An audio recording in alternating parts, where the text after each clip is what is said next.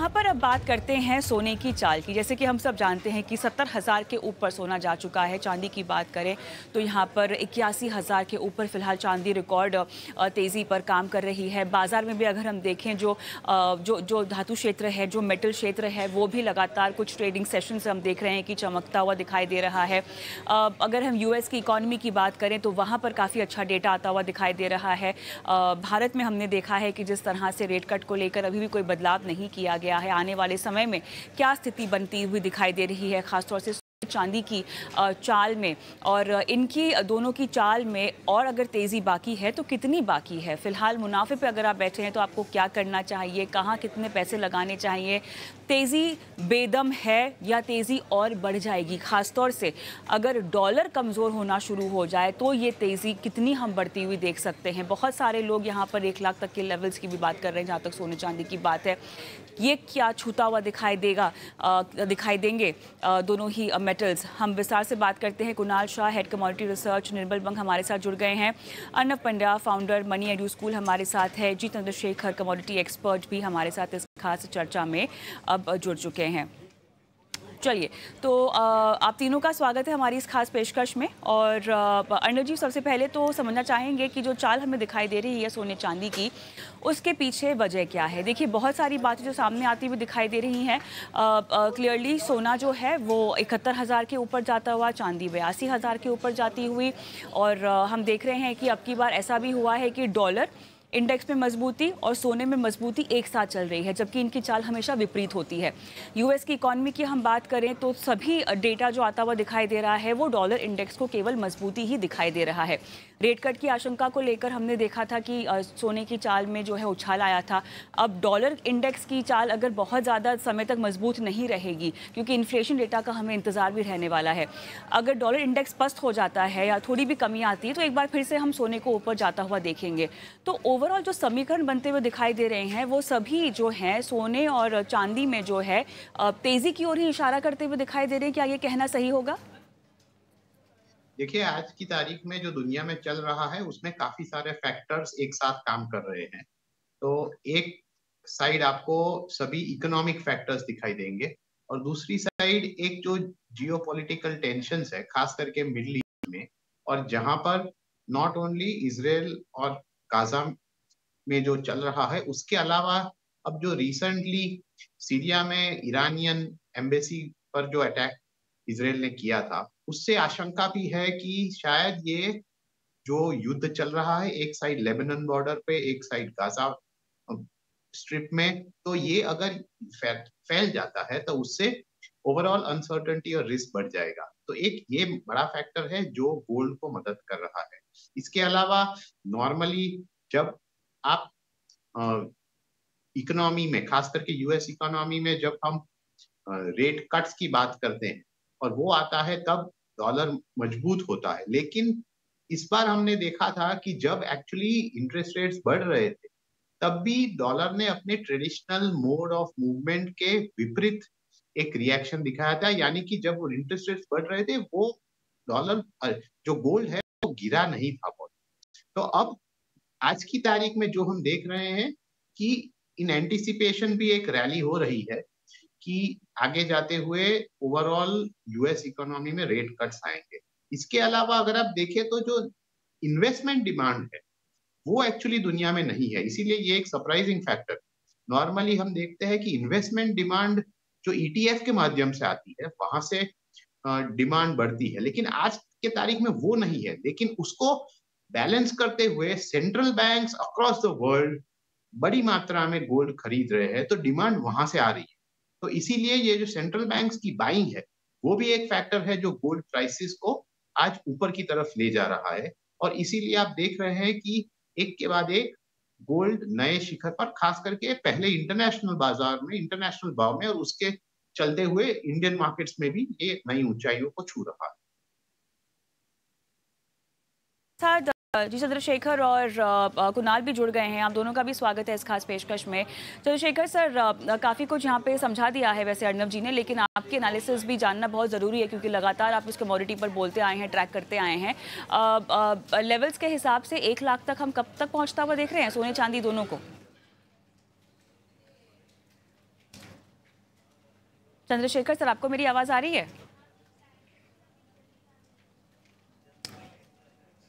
Chandrashekhar sir, आपको मेरी आवाज आ रही है? Please go ahead. या जी, मेरा सवाल आपसे बस यही था कि 1 लाख का भाव कब तक सोने चांदी? ऐसा सवाल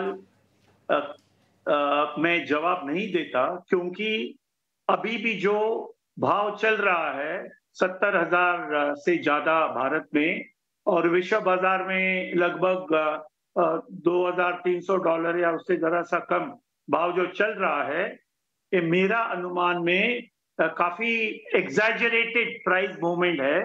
मार्केट काफी ऊपर चला गया है, हद का बाहर चला गया है। हम आजकल का जो पॉलिटिकल, इकोनॉमिक और गोल्ड मार्केट के जो कंडीशंस है वो देखेंगे तो करंट प्राइसेस मैं मानता हूं जस्टिफाइड नहीं है। और एक बात है कि जो वॉर रिस्क प्रीमियम जो कहा जाता है, $150 से $200 अब का जो भाव है उसका अंदर $200 प्रीमियम वॉर रिस्क प्रीमियम है। तो मैं मानता हूं 1 लाख रुपया वगैरह, we are creating a frenzy in the market. वैसे मैंने भी सुना है $3,000 हो जाएगा वगैरह। आई थिंक दीज आर आजकल का माहौल में जैसे मैंने बताया, economic, political and gold market condition बिल्कुल जस्टिफाई नहीं करता।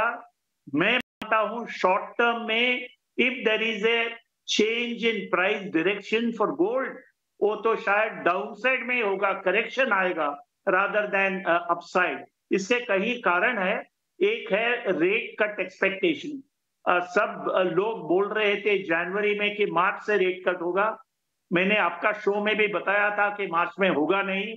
अब लोग बोल रहे हैं जून में, और मेरा अनुमान है शायद जून में भी नहीं होगा, उसका बाद ही होगा। तो रेट कट एक्सपेक्टेशन अभी पोस्टपोन होते जा रहा है। दूसरा है यूएस इकोनॉमी काफी मजबूत है, अभी भी उनका जो इन्फ्लेशन टारगेट से काफी ऊपर है, रियल इन्फ्लेशन, और देयरफॉर उनका लेबर मार्केट काफी मजबूत है।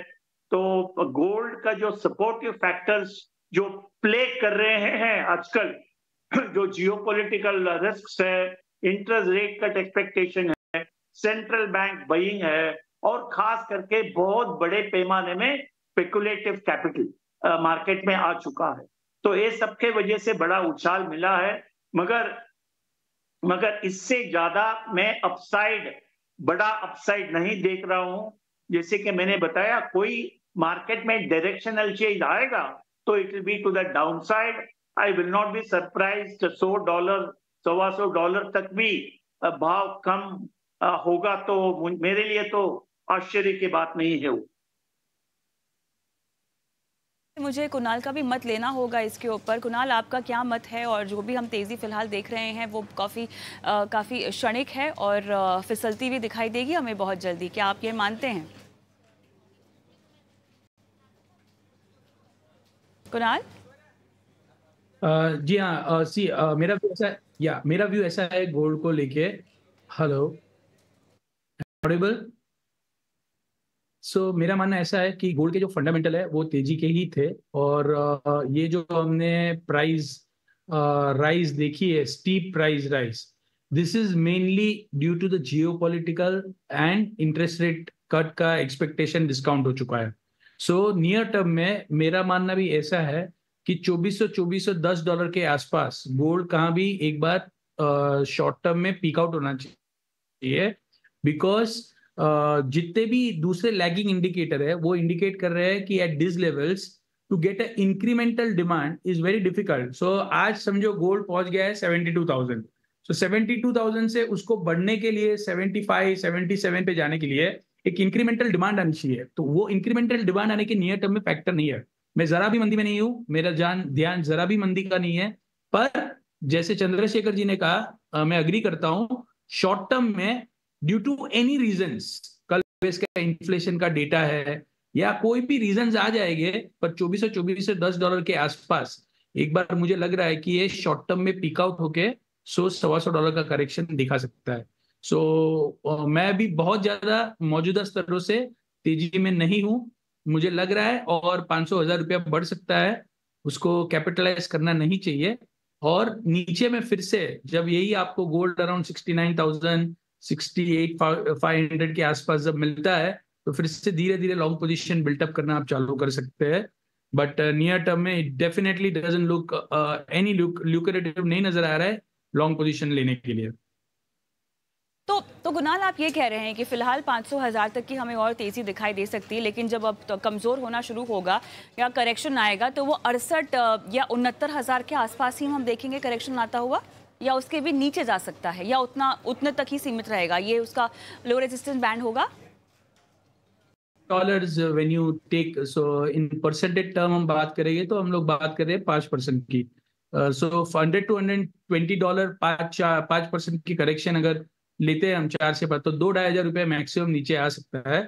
सो वो लेवल्स के बाद मेरा व्यू ऐसा है कि रेट कट तो आएगा ही, और रेट कट इमिनेंट है, इररिस्पेक्टिव ऑफ यूएस का इन्फ्लेशन बढ़ता है कि नहीं, यूएस में ग्रोथ स्ट्रॉन्ग है कि वीक है। बिकॉज अगर रेट कट नहीं होता है तो यूएस की बॉन्ड यील्ड लगातार बढ़ती जाएगी, जो वो अपनी डेट सर्विस नहीं कर पाएगी। सो इन्फ्लेशन इवन बढ़ता भी है, फिर भी मुझे लग रहा है रेट कट आएगा ही। और जैसे रेट कट आएगा, गोल्ड में अगेन तेजी होगी। दूसरा बहुत इंपॉर्टेंट रीजन मैं सभी व्यूअर्स को समझाना चाहूंगा, सो ये जो कोल्ड वॉर चल रही है वो कभी भी हॉट वॉर में कन्वर्ट हो सकती है।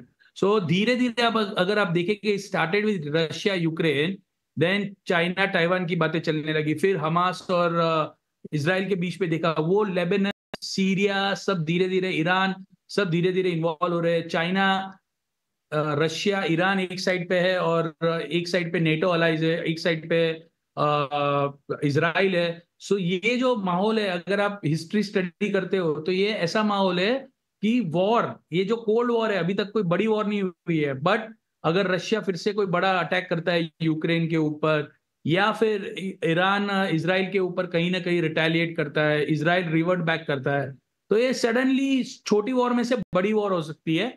और कोई भी ऐसे टाइम पे वर्ल्ड में बड़ी वॉर होती है तो ओवरऑल ग्रोथ खराब हो जाएगी, और इसी वजह से शायद गोल्ड में ये लगातार एग्रेसिव बाइंग 15-20 दिनों से आ रही है। सो ये जियोपॉलिटिकल बहुत ही इंपॉर्टेंट है एंगल। जियोपॉलिटिकल व्यू देख के मुझे लग रहा है कि वर्ल्ड में बड़ी गोल्ड में मंदी आने की संभावना है, नहीवत है, आएगी ही नहीं।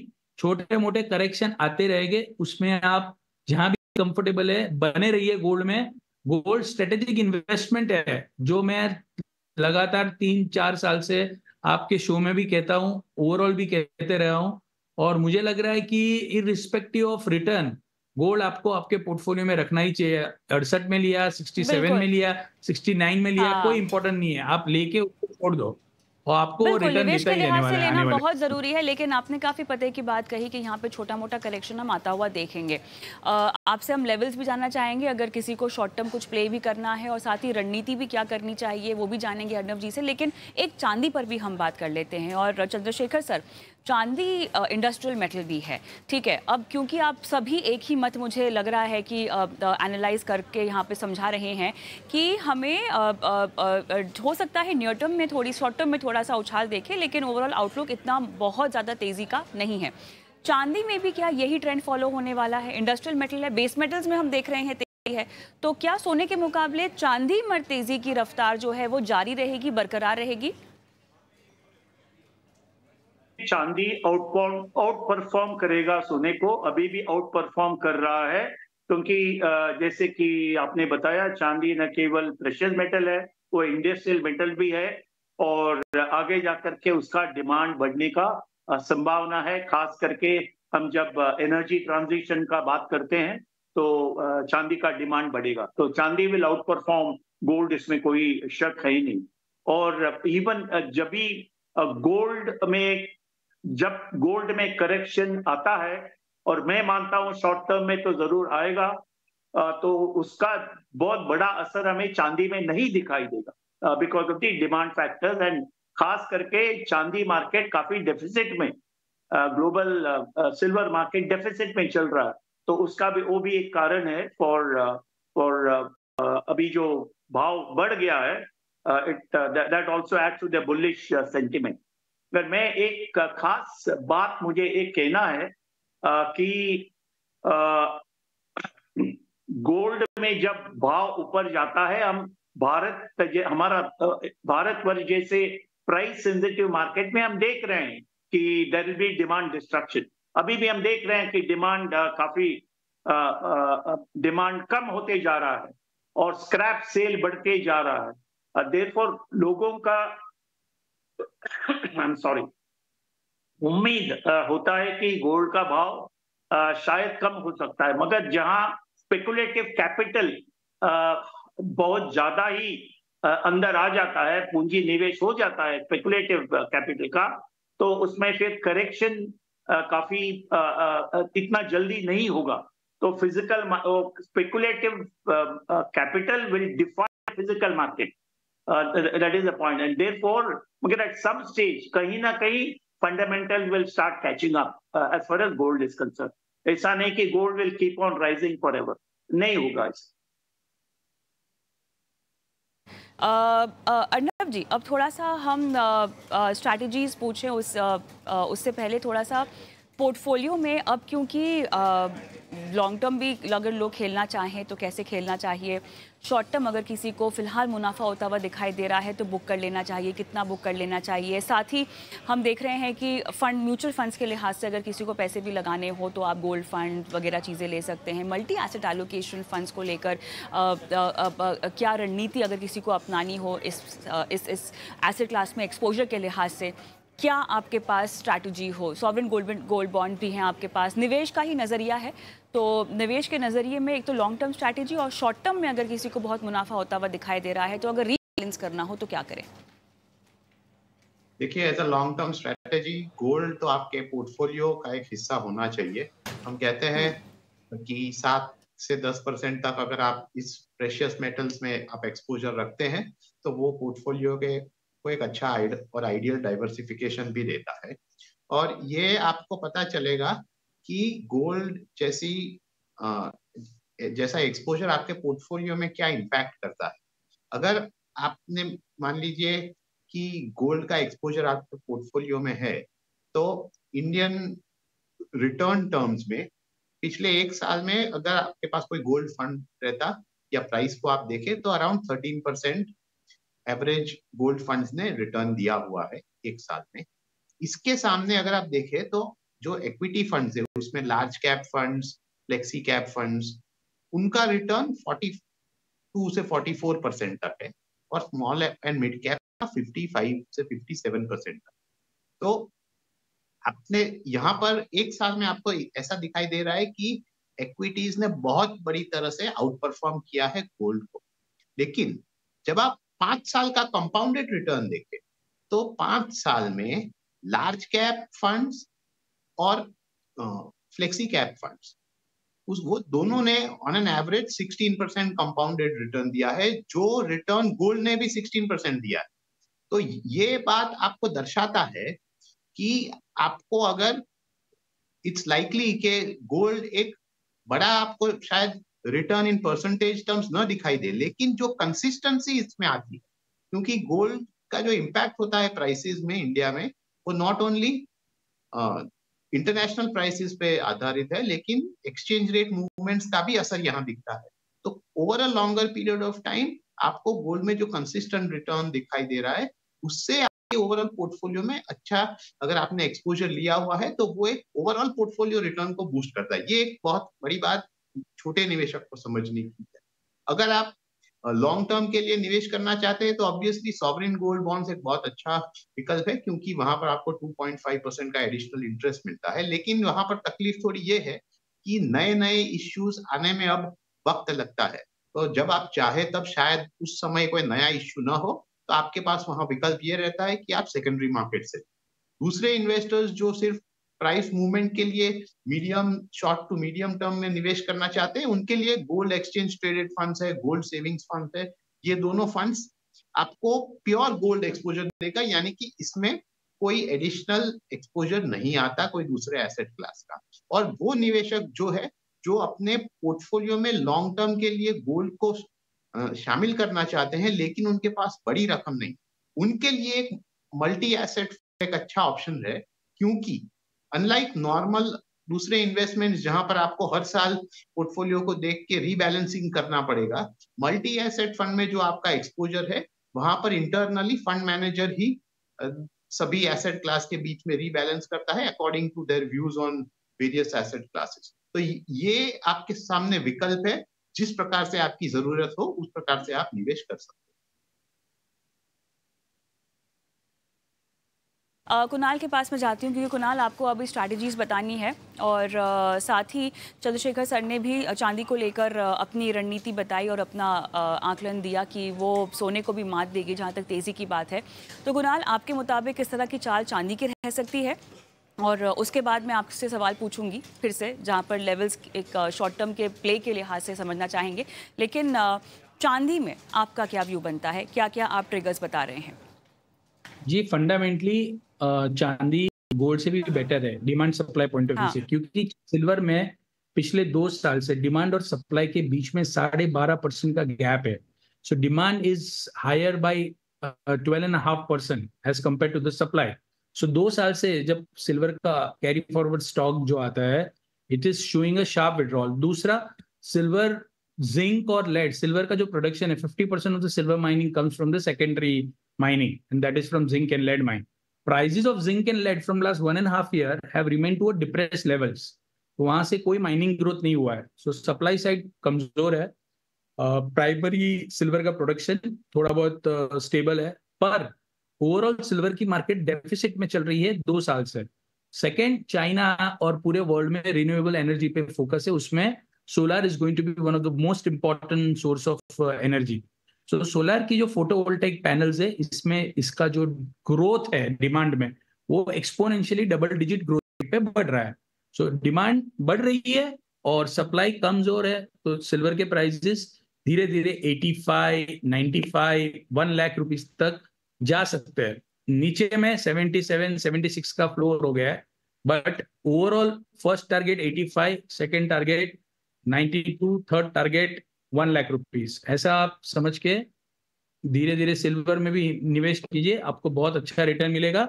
Volatility will be subject, will be there, volatility continue रहेगी, पर आप लोग को वॉलेटिलिटी में जब भी मार्केट नीचे आता है तब डरे बिना इन्वेस्टमेंट करते रहना चाहिए। और आखिरी सवाल, उसके बाद हम इस चर्चा को समेटेंगे कुणाल, क्योंकि हमें शॉर्ट टर्म ट्रेड भी देखना है सोने और चांदी में। तो अब ये बताएं कि किस तरह से फ़ायदा कमाया जा सकता है। आपने और आप तीनों ने मिलकर पूरी एनालिसिस पेश की है, long term, short term. Trading के लिहाज से क्या लेवल्स है? ट्रेडिंग के लिहाज से गोल्ड अराउंड 2400 के आसपास सेलिंग पोजीशन कर लेनी चाहिए, $2400 के आसपास। That should translate into somewhere between 72,500 to 73,000 MCX पे। नीचे में आपको फिर से 70,000, 69,000 तक देखने मिल सकता है। और जहां तक सिल्वर की बात है, 84, 85 के आसपास ट्रेडिंग के लिए सेल पोजीशन ले सकते हैं। आपको फिर से अराउंड 79,500 के आसपास नीचे में देखने मिल सकता है। सो सेल ऑन राइज ऊपर के लेवल पे थोड़ा बेच के काम कर सकते हैं, स्ट्रिक्ट स्टॉप लॉस लगा के $2400 और $30 का स्टॉप लॉस लगा के ये पोजीशन नीचे कर सकते हैं। चलिए, मेरे ख्याल से इस चर्चा को फिलहाल यही समाप्त करते हैं और आप तीनों का बहुत बहुत धन्यवाद। सोने चांदी में किस तरह की रणनीति बनाई जा सकती है, मुनाफा कितना कमाया जा सकता है, पोर्टफोलियो में किस तरह जगह देनी चाहिए, इन तमाम सवालों पर हमारे दर्शकों का मार्गदर्शन किया। धन्यवाद। हम रुकेंगे एक ब्रेक के लिए, लेकिन ब्रेक के उस पार बनो अपना फाइनेंस मिनिस्टर में होंगे दर्शकों के सवालों के जवाब। और इस बीच अगर आप भी ऐसे दर्शक हैं जो हमें सोशल मीडिया पर फॉलो करते हैं, तो अपने सवाल वहाँ भी छोड़ सकते हैं, खासतौर से यूट्यूब पर। और उसके अलावा व्हाट्सएप का नंबर देखिए, आपके स्क्रीन पे फ्लैश हो ही रहा है, 9619873567। इस नंबर पर भी अपने सवाल हम तक पहुँचा सकते हैं, ताकि झटपट आपके सवालों को हम शो में शामिल करें और आपको लाइव सलाह भी दिलवाएं। मिलते हैं ब्रेक के बाद।